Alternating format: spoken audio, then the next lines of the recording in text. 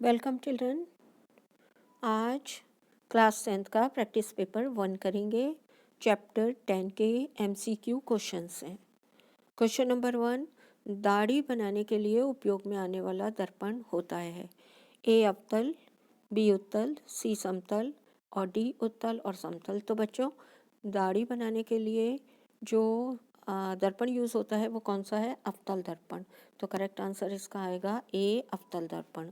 Question number 2, निर्गत किरण तथा अभिलंब के बीच के कोण को कहते हैं ए आपतन कोण, बी निर्गत कोण, सी परावर्तन कोण और डी विचलन कोण। निर्गत किरण और अभिलंब, इनके बीच के कोण को क्या कहते हैं बच्चों? हम बी निर्गत कोण। तो इसका आंसर क्या आएगा? बी निर्गत कोण आएगा। क्वेश्चन नंबर 3, किसी बिंब का अवतल दर्पण द्वारा बना प्रतिबिंब आभासी, सीधा व बिंब से बड़ा पाया गया। वस्तु की स्थिति कहाँ होनी चाहिए?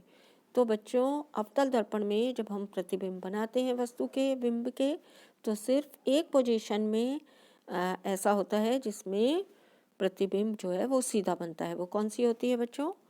वो होती है जब हम वस्तु को ध्रुव और फोकस के बीच में रखते हैं, P और F के बीच में। तो कौन सा करेक्ट आंसर होना चाहिए?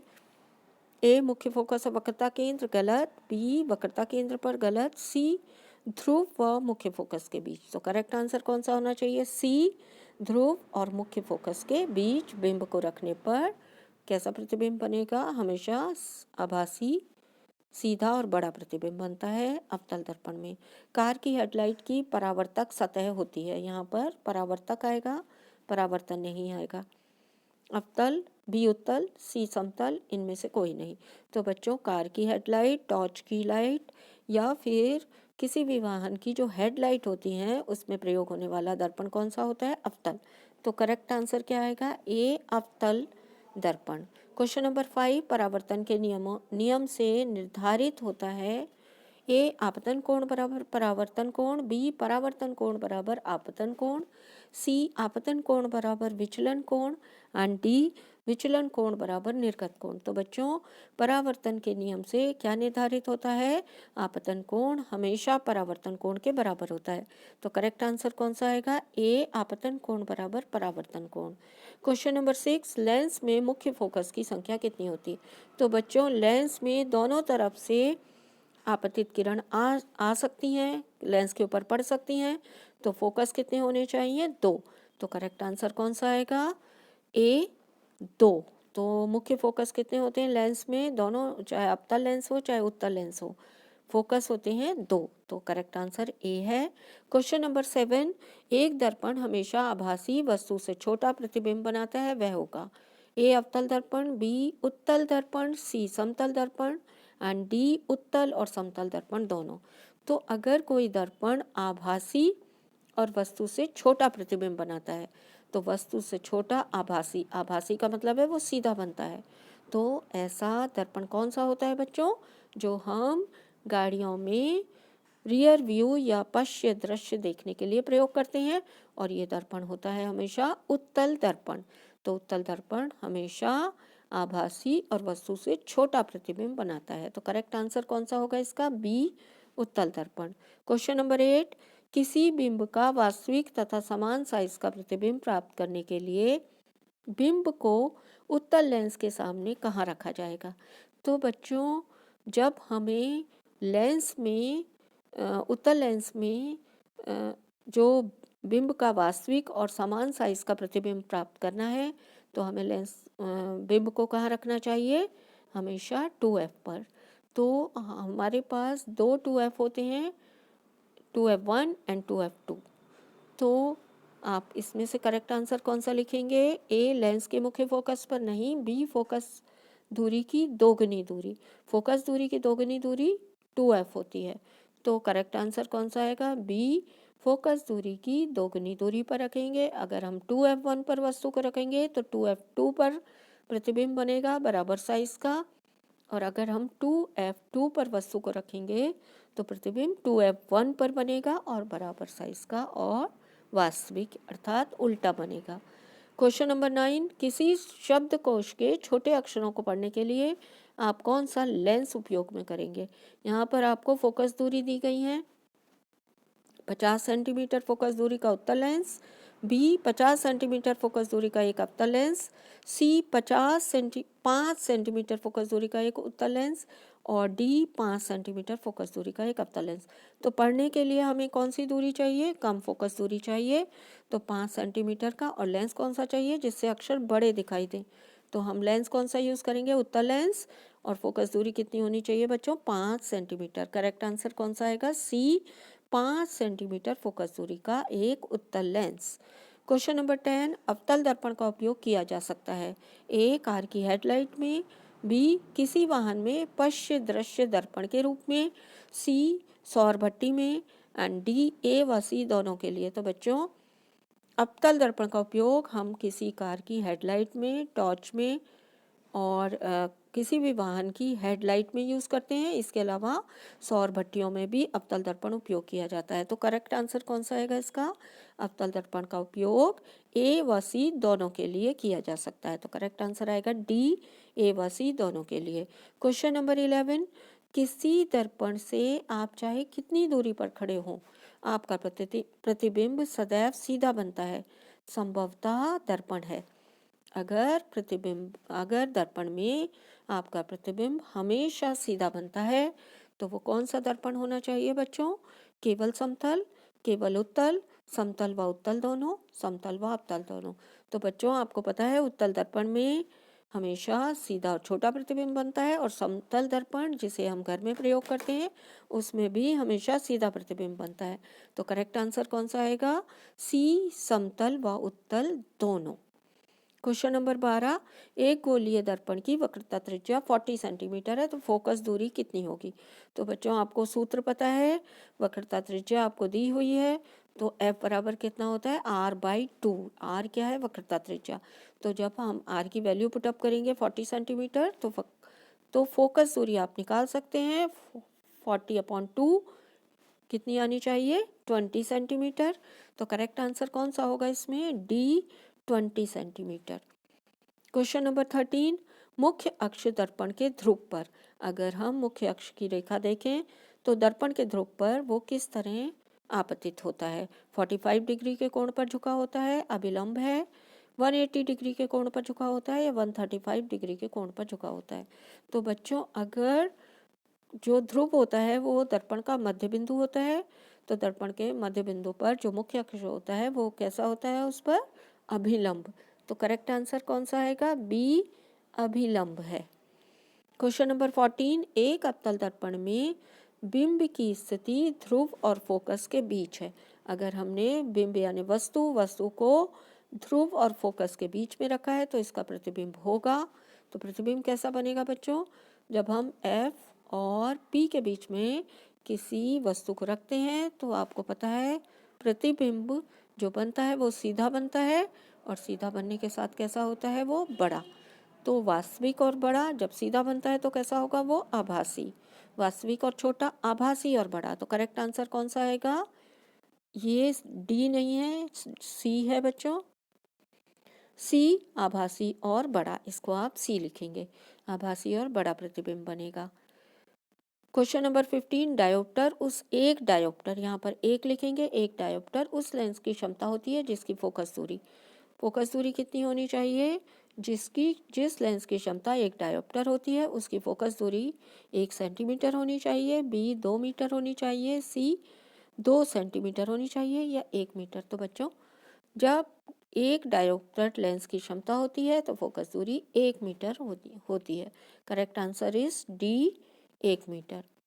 हीरे का अपवर्तनांक है 1.77, बी 2.42, सी 1.33, डी 1.77। बच्चों हीरे का अपवर्तनांक सबसे अधिक होता है, हीरा बहुत डेंस और अधिक प्रकाशिक घनत्व वाला होता है, तो अपवर्तनांक कितना होगा इसका, 2.42। हीरे का अपवर्तनांक होता है बी, 2.42। सिनेमा के पर्दे पर किस प्रकार का प्रतिबिंब बनता है, ए वास्तविक प्रतिबिंब, बी आभासी, सी ए और बी दोनों एंड डी इनमें से कोई नहीं। बच्चों सिनेमा के पर्दे पर प्रतिबिंब हमेशा वास्तविक होता है। जिस प्रतिबिंब को हम पर्दे पर ला सकते हैं वो प्रतिबिंब कैसे होते हैं? वास्तविक। तो करेक्ट आंसर क्या है? ए, वास्तविक प्रतिबिंब। क्वेश्चन नंबर 18, उत्तल लेंस की क्षमता। बच्चों, उत्तल लेंस की क्षमता कैसी होती है? धनात्मक, बी ऋणात्मक, सी शून्य या इनमें से कोई नहीं। करेक्ट आंसर क्या आएगा? उत्तल लेंस की क्षमता हमेशा धनात्मक होती है बच्चों, और जबकि अवतल लेंस की क्षमता हमेशा ऋणात्मक होती है। सारे बच्चों को ये बात याद करनी है। तो इसका करेक्ट आंसर ए, धनात्मक आएगा। क्वेश्चन नंबर 19, किसी गोलीय दर्पण और किसी पतले गोलीय लेंस दोनों की फोकस दूरियां -15 सेंटीमीटर है। दर्पण और लेंस संभवतः हैं। तो दर्पण और लेंस का प्रकार बताना है आपको। ए, दोनों अवतल हैं, बी, दोनों उत्तल हैं, सी, दर्पण उत्तल है और लेंस अवतल है, डी, दर्पण अवतल है और लेंस उत्तल है। तो बच्चों, अगर किसी पतले गोलीय लेंस और गोलीय दर्पण की फोकस दूरी -15 सेंटीमीटर हुआ है तो वो दोनों कैसे होंगे? दोनों अवतल होंगे। करेक्ट आंसर इज ए, दोनों अवतल, माइनस में जब फोकस दूरी दी हुई हो तो। क्वेश्चन नंबर 20, 2D डी का मतलब डायोप्टर होता है। तो 2 डायोप्टर क्षमता वाले लेंस की फोकस दूरी। तो फोकस दूरी क्या होती है? F = 1/p। p क्या है? क्षमता। और हमें फोकस दूरी जब हम निकालते हैं तो इसे मीटर में लेना होता है। तो जब हम 1/f करेंगे, f की वैल्यू हम सेंटीमीटर में अगर 100 सेंटीमीटर रखेंगे तो वैल्यू कितनी आनी चाहिए? 1/2, और इसका मतलब है 100/2। तो आपकी फोकस दूरी आनी चाहिए 50 centimetre. Correct answer is C, 50 centimetre, क्योंकि 1 मीटर की जगह हम क्या रख देंगे? 100 सेंटीमीटर। तो 100/2 आ जाएगा, और 2 से 100 कटने के बाद 50 सेंटीमीटर आएगा। तो 2 डायोप्टर क्षमता वाले लेंस की फोकस दूरी 50 सेंटीमीटर होगी। Correct answer is C. Question number 21, जब कोई वस्तु अनंत पर रखी है तो उत्तल लेंस द्वारा उसका प्रतिबिंब बनेगा। बच्चों, जब कोई वस्तु अनंत पर रखी होती है तो हमेशा उसका प्रतिबिंब कहाँ बनता है? ये एक दूसरे के उल्टे होते हैं। अगर वस्तु अनंत पर है, प्रतिबिंब फोकस पर आएगा। अगर वस्तु फोकस पे है तो प्रतिबिंब अनंत पर जाएगा। तो वस्तु आपकी अनंत पे रखी है तो प्रतिबिंब कहाँ बनना चाहिए? हमेशा फोकस पे। तो करेक्ट आंसर कौन सा आएगा? बी, फोकस पर। क्वेश्चन नंबर 22, मोटे लेंस की फोकस दूरी पतले लेंस की तुलना में। तो बच्चों, मोटे लेंस की फोकस दूरी हमेशा कम होती है, पतले लेंस की फोकस दूरी हमेशा अधिक होती है। तो क्या आएगी? मोटे लेंस की फोकस दूरी पतले लेंस की तुलना में कम होती है। तो करेक्ट आंसर आएगा ए, मोटे लेंस की फोकस दूरी पतले लेंस की तुलना में कम होगी। तो करेक्ट आंसर आप लगाएंगे ए। क्वेश्चन नंबर 23, पानी से भरी बाल्टी की गहराई कम दिखाई देती है। अगर पानी से भरी हुई बाल्टी को हम ऊपर से देखें तो उसकी गहराई वास्तविक गहराई से कम दिखाई देती है। इसका कारण आपको बताना है। ए, अपवर्तन, बी, पूर्ण आंतरिक परावर्तन, सी, परावर्तन एंड डी, प्रकाश प्रकीर्णन। तो करेक्ट आंसर कौन सी घटना होती है? ये अपवर्तन। अपवर्तन के कारण हमें तली जो है थोड़ी उठी हुई दिखाई देती है, इसलिए बाल्टी कम गहरी दिखाई देती है। क्वेश्चन नंबर 24, जिस माध्यम का अपवर्तनांक अधिक है यह कम अपवर्तनांक वाले माध्यम की तुलना में ए, प्रकाशिक सघन है, बी, प्रकाशिक विरल है, सी, पहले माध्यम का घनत्व अधिक है, और डी, दूसरे माध्यम का घनत्व अधिक है। तो बच्चों, जिस माध्यम का अपवर्तनांक अधिक होता है वो अधिक प्रकाशिक सघन होता है। तो करेक्ट आंसर कौन सा आएगा? ए, जिस माध्यम का अपवर्तनांक अधिक है यह कम अपवर्तनांक वाले माध्यम की तुलना में अधिक प्रकाशिक सघन है। तो करेक्ट आंसर आएगा इसका ए। क्वेश्चन नंबर 25, विरल माध्यम में प्रकाश की चाल सघन माध्यम की अपेक्षा। बच्चों, विरल माध्यम में प्रकाश की चाल हमेशा तेज होती है। जब कोई प्रकाश की किरण सघन माध्यम में प्रवेश करती है तो उसकी चाल कम या धीमी हो जाती है। तो विरल माध्यम में प्रकाश की चाल सघन माध्यम की अपेक्षा कम होती है, बी, अधिक होती है, सी, बराबर होती है एंड डी, इनमें से कोई नहीं। विरल माध्यम में प्रकाश की चाल सघन माध्यम की अपेक्षा हमेशा अधिक होती है, तेज होती है। करेक्ट आंसर क्या आएगा? बी, अधिक होती है। क्वेश्चन नंबर 26, रोगियों के नाक, कान और गले की जांच में डॉक्टर प्रयोग करते हैं। जब कोई डॉक्टर नाक, कान या गले की जांच करता है तो कौन से दर्पण का उपयोग करता है? ए, उत्तल दर्पण, बी, अवतल दर्पण, सी, समतल दर्पण एंड डी, उत्तल लेंस का। तो बच्चों ये दर्पण का प्रयोग किया जाता है, और कौन से दर्पण का? अवतल दर्पण का प्रयोग किया जाता है, क्योंकि उसमें पास से देखने पर हमें वस्तु बड़ी दिखाई देती है और सीधा प्रतिबिंब बनता है।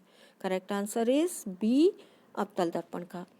क्वेश्चन नंबर 27, विरल माध्यम से सघन माध्यम में प्रवेश करने वाली प्रकाश की किरण की चाल धीमी हो जाती है। जब कोई प्रकाश की किरण विरल माध्यम से सघन माध्यम में प्रवेश करती है तो उसकी चाल कैसी हो जाती है बच्चों? धीमी। और जब सघन से विरल में प्रवेश करेगी तो चाल तेज हो जाती है। अतः इसका झुकाव कहाँ की ओर होगा आपको ये बताना है। ए, अभिलंब से दूर हट जाएगी वो। बी, अभिलंब के समांतर जाएगी। सी, अभिलंब की ओर होता है, अभिलंब की ओर झुक जाएगी। एंड डी, अभिलंब के लंबवत होती है। तो बच्चों जब प्रकाश की चाल धीरे हो जाती है, जब विरल माध्यम से सघन माध्यम में प्रवेश करती है, तो क्या होता है? प्रकाश की किरण अभिलंब की ओर झुक जाती है। करेक्ट आंसर इज सी, अभिलंब की ओर झुकाव होता है उसका। क्वेश्चन नंबर 28, निम्न में से किस माध्यम में प्रकाश की चाल अधिकतम है? तो बच्चों विरल माध्यम में प्रकाश की चाल अधिक तेज होती है और सघन माध्यम में प्रकाश की चाल कम होती है। तो इसमें से आपको सबसे विरल माध्यम को छांटना है। ए, हवा, बी, जल, सी, शीशा एंड डी, हीरा। सबसे विरल माध्यम है हवा, तो करेक्ट आंसर क्या आएगा? ए, हवा। क्वेश्चन नंबर 29, माध्यम बदलने पर प्रकाश के वेग का बदलना कहलाता है। जब प्रकाश की किरण एक माध्यम से दूसरे माध्यम में प्रवेश करती है तो उसकी चाल या वेग बदल जाता है। इस घटना को हम क्या कहते हैं? ए, अपवर्तन, ए, आवर्तन, बी, अपवर्तन, सी, परावर्तन एंड डी, आवर्धन। तो करेक्ट आंसर इज बी, अपवर्तन। इस घटना को हम अपवर्तन कहते हैं। प्रकाश की किरण अपने मार्ग से विचलित हो जाती है, जिसे हम प्रकाश का अपवर्तन कहते हैं। तो करेक्ट आंसर बी आएगा, अपवर्तन। क्रांतिक कोण होता है। क्रांतिक कोण क्या होता है बच्चों? सघन माध्यम में आपतन कोण को कहते हैं। बी, विरल माध्यम में आपतन कोण को कहते हैं।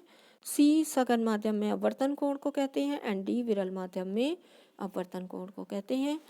करेक्ट आंसर इज ए, सघन माध्यम में आपतन कोण को हम क्रांतिक कोण कहते हैं। तो इस तरह आपके सारे क्वेश्चन के आंसर यहाँ पे एक्सप्लेन किए गए हैं। आपको पहले अपने आप आंसर टिक करने हैं या गोले को काला करना है, और अगर आपको आंसर समझ में नहीं आ रहा है तो आप आंसर पता कर सकते हैं। Thanks for watching.